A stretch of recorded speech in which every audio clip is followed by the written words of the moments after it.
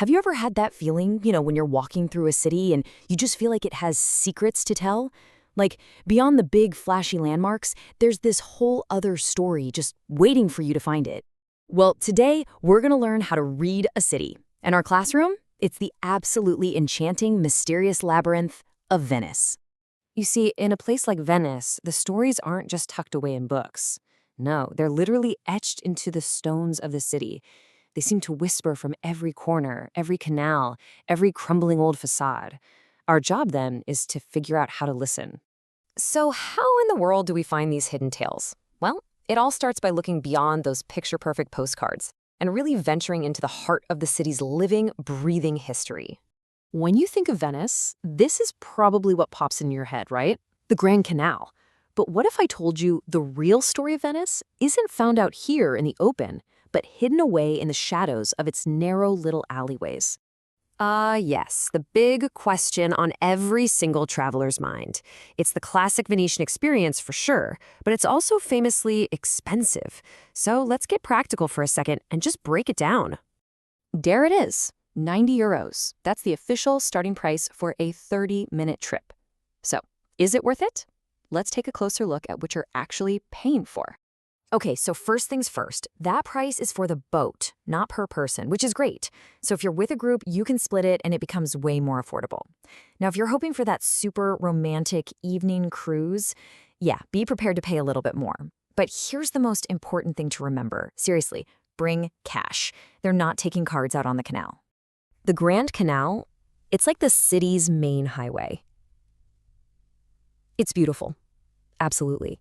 But the real Venice, the one with all the stories, it lives in the back alleys and these secret little courtyards. So let's go get a little bit lost and see what we can find. And this is the kind of thing you stumble upon. This is the Scala Contarini del Bovolo. It's an incredible 15th century spiral staircase just tucked away in a quiet courtyard you'd probably walk right past. Its nickname Bovolo is Venetian for snail shell, and you can totally see why. It's just a perfect reminder that in Venice, the best treasures are often hidden in plain sight. Okay, so from that quiet solitude of a hidden staircase, we're about to plunge headfirst into the chaotic, vibrant, beating heart of Venice, the Rialto Market. This place is a living, breathing testament to the city's long and amazing history.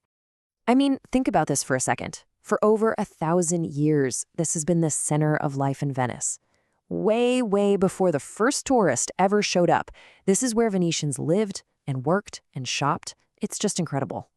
And the best part, it's not just some historical relic. This is still a real, functioning market.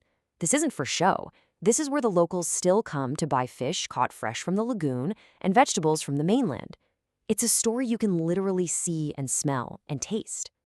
This quote just says it all, doesn't it? If you really want to find that authentic story, you got to get there early. You have to show up before the crowds, when the city is still just being itself. It's all about timing your exploration to catch the real performance. All right, so now let's shift our focus a bit. We've seen Venice in the bright, bustling light of day. But, every city has its ghosts. It has its darker stories that tend to come out after the sun goes down. Because when night falls on Venice, that's when the stones really start to talk. They begin to whisper these tales of the city's complicated past, stories of forbidden love, of political secrets, and of ghosts that people say still wander the canals. It's wild to think about. You can walk down one narrow Venetian street and pass through centuries of history all at once. You might feel the echoes of a Mozart sonata, hear the whispers from the world's first Jewish ghetto, or imagine the plots hatched in the darkness. And this just proves how those old stories are still being discovered today. A ghost story isn't just about getting spooked. It's like a key that unlocks hidden parts of the city and its past. It's really just another way to read the map. A city's story isn't just told through its buildings and its history. It's also told through its characters, those unforgettable people who help shape its identity. And Venice? Well, Venice has had more than its fair share of fascinating, eccentric individuals. Let me introduce you to Peggy Guggenheim. She wasn't just some wealthy art collector. She was an absolute force of nature who completely took Venice by storm.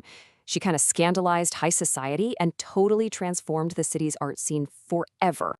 From her famously unfinished palace right on the Grand Canal, she championed some of the most important artists of the entire 20th century.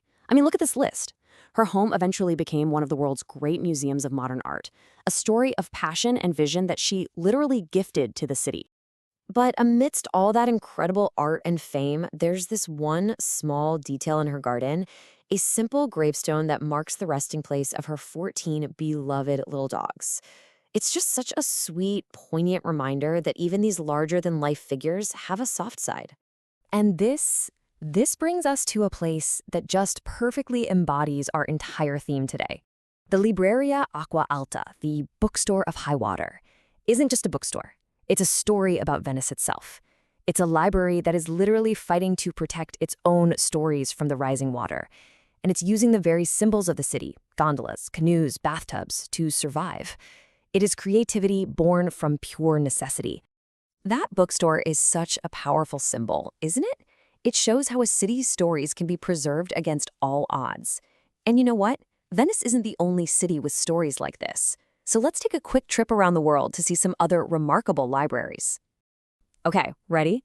In Paris, you've got Shakespeare and Company, a home away from home for writers for generations. In Buenos Aires, you can read a book in a private opera box at El Ateneo Grand Splendid, a stunningly converted theater. Porto's Livraria Lello feels like you've literally stepped into a fantasy novel. In Maastricht, they built a massive modern bookstore inside a 13th century church. And in San Francisco, City Lights became this beacon of free speech for the Beat generation. Every single one is a vital chapter in its city's story. And that's really the point, isn't it? Whether it's Venice or your very own hometown, every city is basically a library filled with these incredible stories. You just have to know how to look for them, in the architecture, in the markets, in the history, and in the people. So the only question left is, what story will you read next?